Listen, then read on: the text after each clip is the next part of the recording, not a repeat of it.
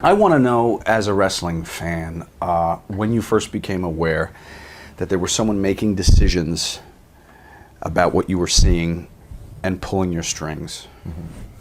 I didn't become aware of that until I was actually in the business and was begun the process of being smartened up. Really? To the inner workings, yeah. Which was when? May 22nd of 1982 was the first match I ever had, and probably about a week and a half, maybe 2 weeks before that, I was really starting to be smartened up.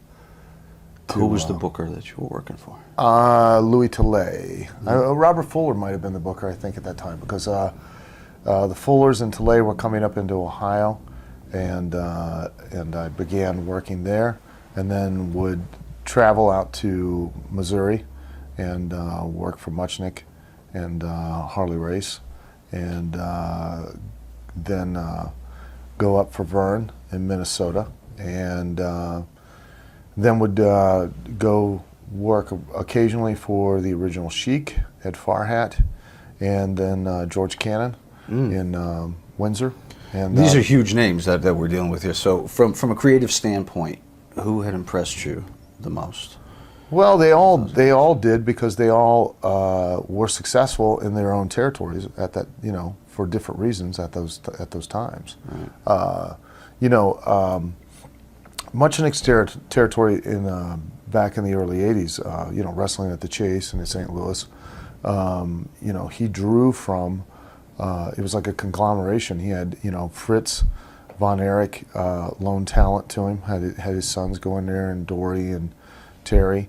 Vern would loan talent from his territory, and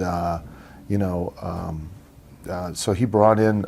It was like a hodgepodge of like all the big names. A lot of times that would come in and work, even if just for brief stints, would work programs. And then he always had his one big show a year, which was at the Checkerdome, which was at that time, I think they had, I almost got to work one of the Checkerdome shows, but one of the guys that was going to be I was going to be an opening tag match. It was going to be myself and the guy that trained me, Jim Lancaster, and Buzzy Tyler, and I can't remember the guy's name, but he made the booking, so I didn't get to work the Checkerdome show that night.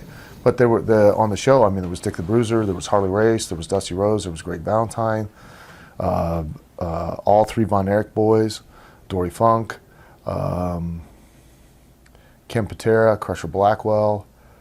I can't even remember all the rest of them that were on that show that night. And it was the first. It was a $100,000 gate, which, $100,000 doesn't sound like a lot of money, but in 1982, that was a big, huge, phenomenal house. That's like a WrestleMania type house. Right.